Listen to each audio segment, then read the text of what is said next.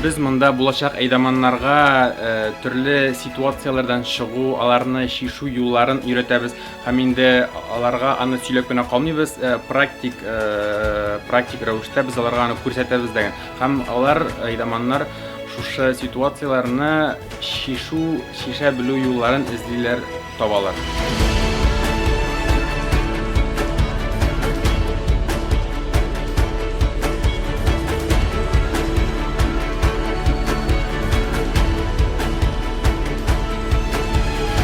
Әйдәман ул 18 көнлек әти-әни.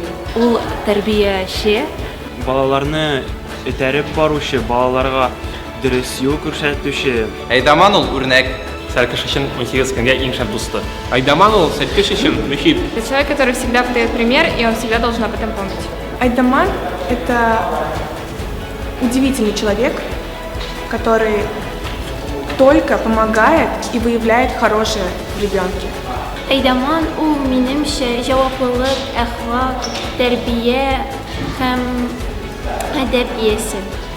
Әйдәман һәр сорауга да җавап белә. Должен уметь все и вся, знать многие вещи, как от маленького ребенка, как его успокоить, как развеселить взрослого, который уже более серьезный. Әйдәман ул әйдәп баручы кеше.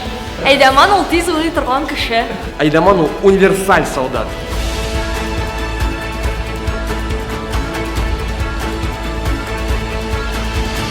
Әйдәманнар мәктәбе.